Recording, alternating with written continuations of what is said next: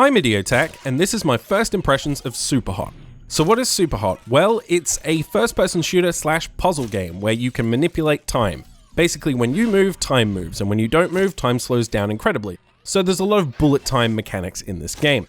It's got a great art style, it's very enjoyable to play. My only real criticism is that it doesn't quite offer enough content for its price. So what happens in this game is initially you only have access to a campaign mode. That campaign mode lasts about 2 hours. It has somewhat of an interesting story. It's meta, it's self-referential, it acknowledges that it's a game. Once you've completed that, you then gain access to endless mode and challenges. Now before I show you the game, I just want to show you the settings menu very quickly because it's not great.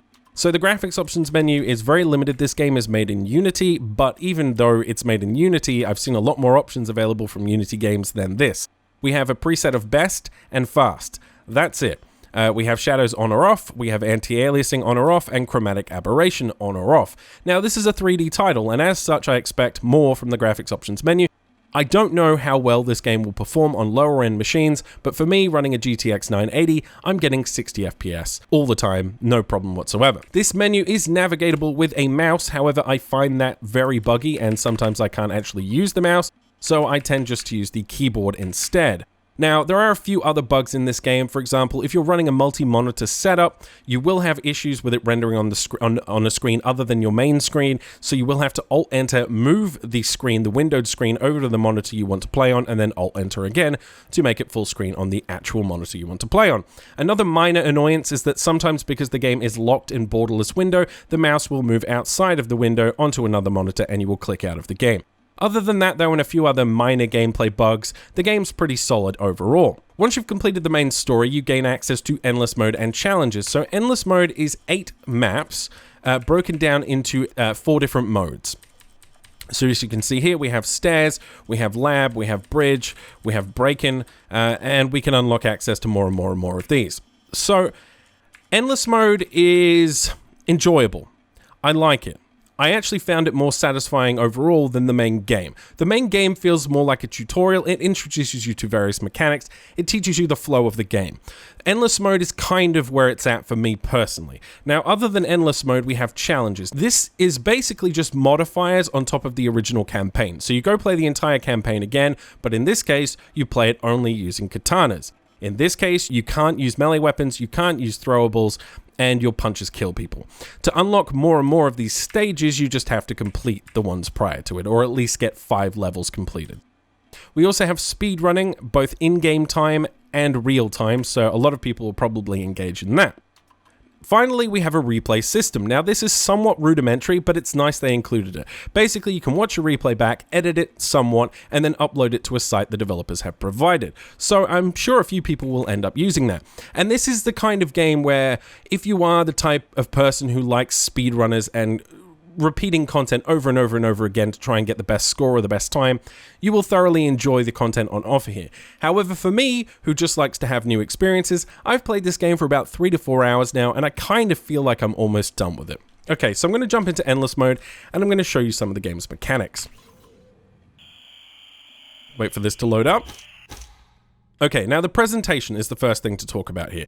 It's very stark, white environments with red enemies and black throwable objects as well as black weapons. Very unique art style, also kind of reminds me of Mirror's Edge to a degree. Now the characters themselves are made of sort of a glass material and they look faceted, and overall I think the presentations are nice, as well as when there's lots of bullets and things like that flying around. I think it's very enjoyable. The gameplay operates like this. I can hot switch, which basically allows me to swap positions with the enemy I'm currently looking at. I'm going to do that now. Okay, so now I've done that, he moves over there, I move over here, and he automatically gets killed. Now, if the enemy's holding a weapon, he will drop it, but unfortunately when you use the hot switch mechanic, the gun will break, as you can see right there. So, my plan is to pick up this TV. No, apparently my plan is to get tabbed out of the game, because that's one of the bugs this game has, unfortunately. And it's still doing it. Okay, let's try and get the mouse cursor into the center of the screen, click back on it, and now I can play the game. Wonderful. So that's a bug, and it happens very regularly, and it would be really nice if they would fix it, or at least give me the option for a dedicated full screen mode. Okay, So, I'm going to throw this TV at this guy. Now, what that will do is it will disarm him and stun him for a second. I can now pick up his gun midair, shoot this guy, hopefully hit him. Yep, kill him, throw the gun I currently have. Now, the reason I'm doing this is because reloading takes time. So I'm going to throw the gun I currently have at this guy, stun him even further, pick up this gun, which is already loaded, and shoot this guy in the head. As you can see, that was quite effective.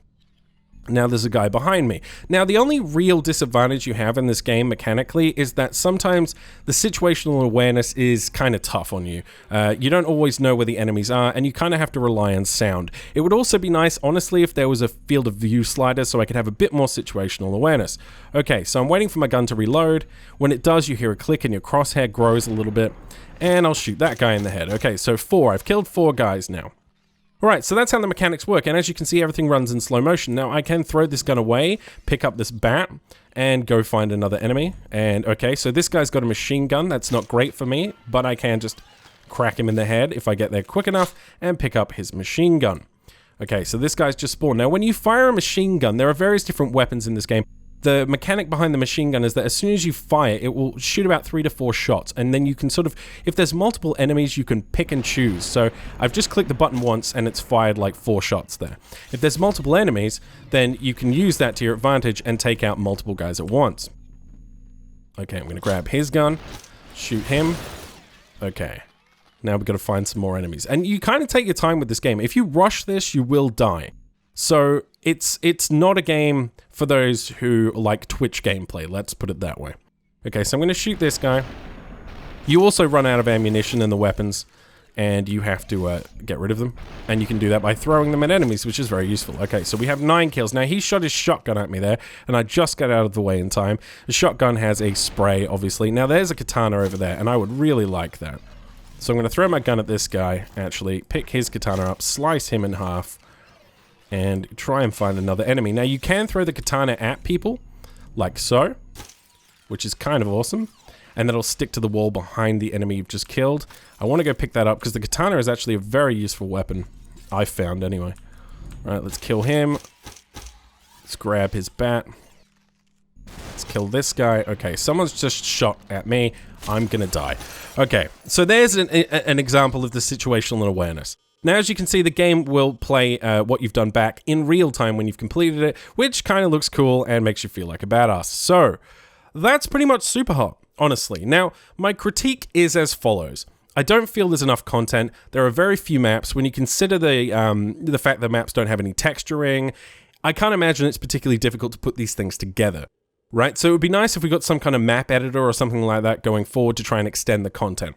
A few other criticisms are that I feel that they could have extended the longevity of the game by simply adding more weapons as well as maybe some utility items to spice up the combat. Other than that, maybe additional movement mechanics such as crouching, rolling, dodging, diving, you know, bullet time's kind of cool, and it would be nice to see that. Also, in regards to the replay system, I know this is kind of not programmed into the game, but it kind of would be cool if you could see the replay in third person and see your character like jumping around and shooting guys and have that more Matrix-y, bullet-timey, Max Payne-y feel to the replays themselves.